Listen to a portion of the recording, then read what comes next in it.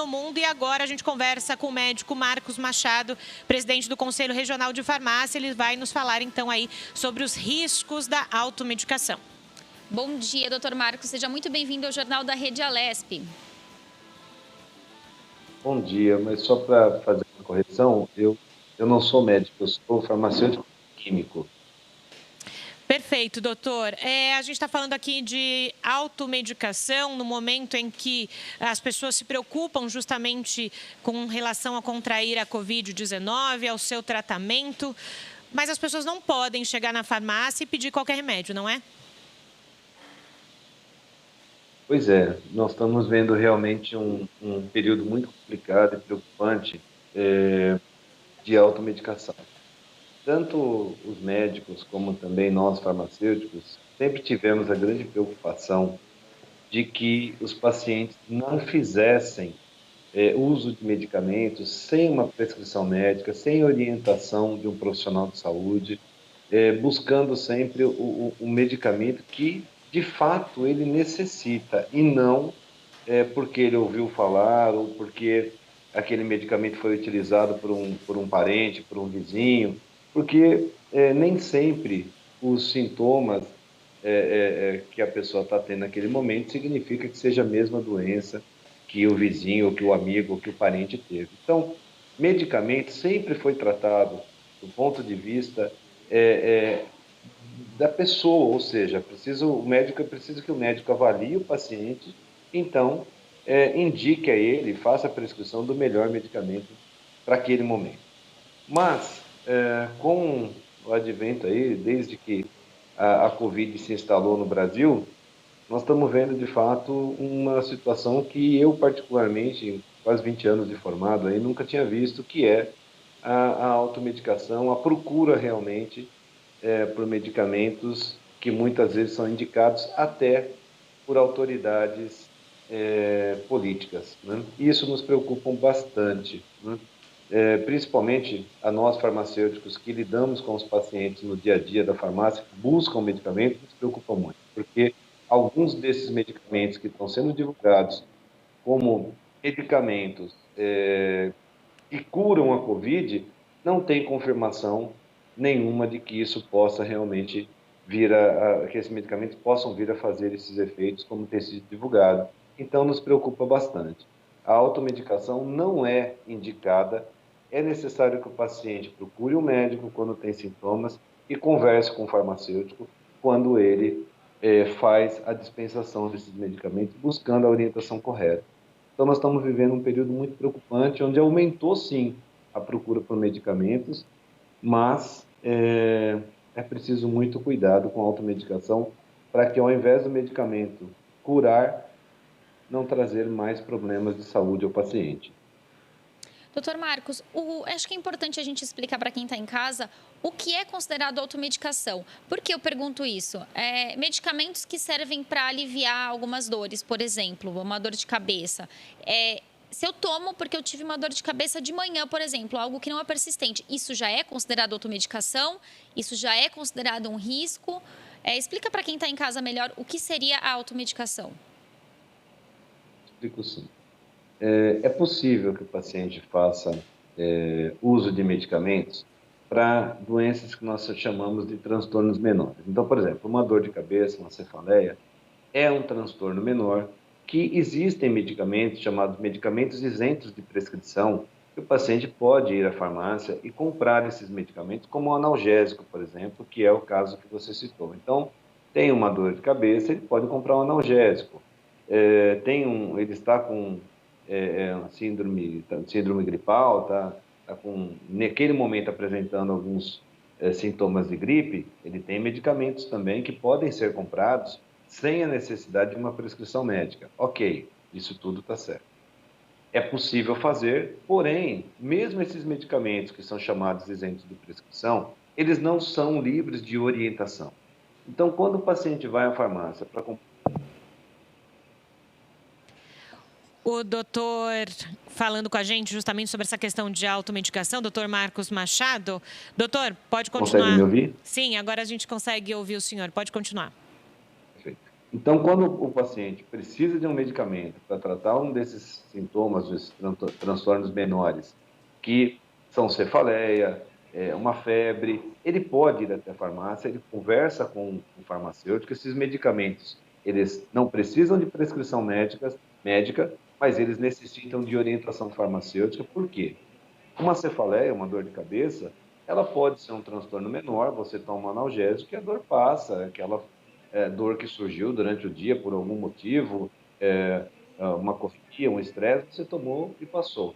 Mas se essa dor de cabeça persiste por mais de 2 dias, por exemplo, isso já não é normal. Então, nesse caso, é automedicação quando você tem um sintoma persistente, usa os medicamentos que são, teoricamente, medicamentos que não precisariam de prescrição médica, mas os sintomas não passam.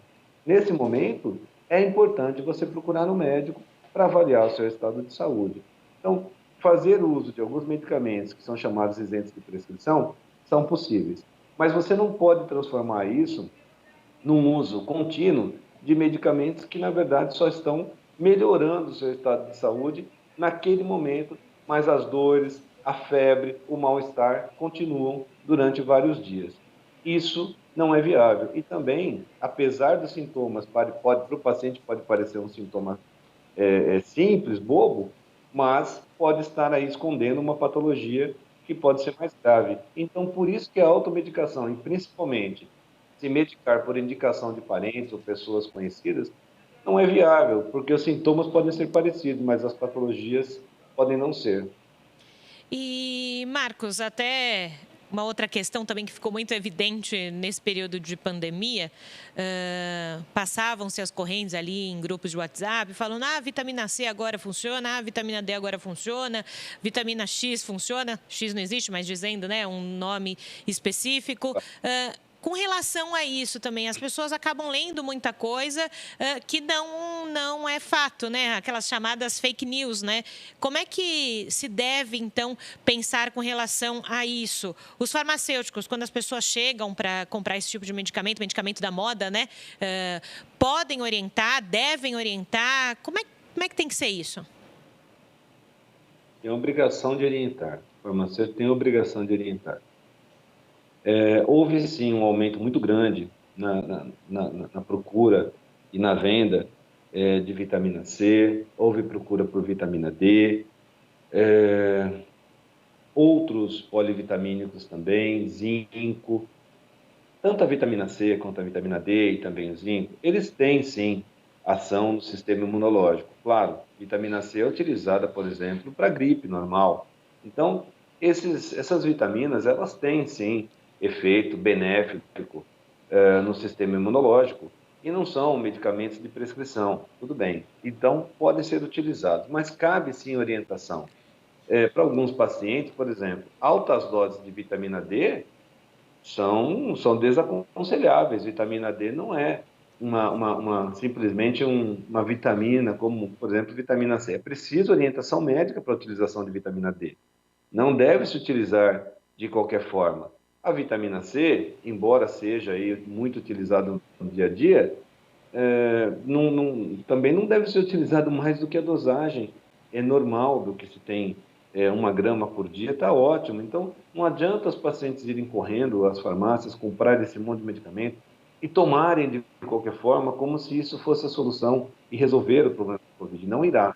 Então, e mesmo essas vitaminas, cabe orientação do farmacêutico, né? O farmacêutico tem a obrigação de orientar o paciente como ele deve utilizar, de que forma isso deve ser feito, e verificar também se ele toma de forma adequada no seu dia a dia. Não adianta eu tomar vitamina C hoje, daqui a 3 dias, 4 dias, também não vai resolver, né? Então, alguns medicamentos que tiveram seu aumento de consumo nesse período de pandemia, eles podem ser utilizados. Agora, dentro desses medicamentos que tiveram seu aumento de procura, né, de consumo nesse período, houveram medicamentos aí, como, por exemplo, a hidroxicloroquina, que isso nos preocupou bastante, né? É um medicamento de prescrição médica, não é um medicamento comprovadamente que possa trazer benefícios para quem tem Covid, assim como nós estamos vendo agora também o aumento da ivermectina, que é um antiparasitário e que, como você disse, todo dia tem notícia nas mídias e parece que o paciente, ao tomar um comprimido de ivermectina, ele está imune para o resto da vida contra a Covid. Não é nada disso, nada disso. Então, é preciso que o paciente tenha, as pessoas tenham um pouco de calma. Se tiverem sintomas ou, de fato, um diagnóstico de Covid, procurem um médico para orientação, para que o médico possa fazer as prescrições dos medicamentos adequados.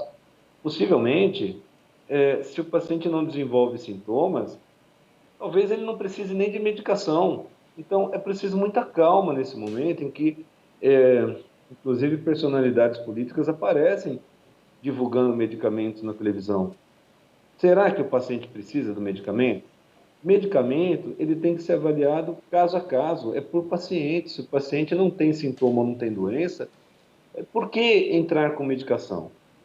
Então, o uso racional significa utilizar o medicamento necessário, na dose necessária para aquele paciente, por um período específico, para aquela doença prescrita pelo médico, e se necessário.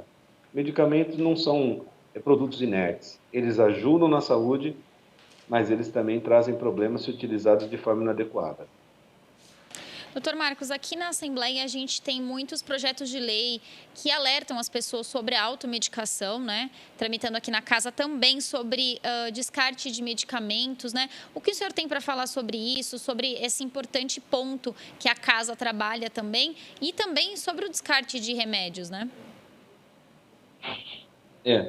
Sobre isso, primeiro eu queria também dar aqui um abraço no deputado Márcio da Farmácia, que tem sido um grande parceiro aí dos farmacêuticos, da farmácia em geral, e levado realmente algumas propostas, alguns temas de debate muito importantes.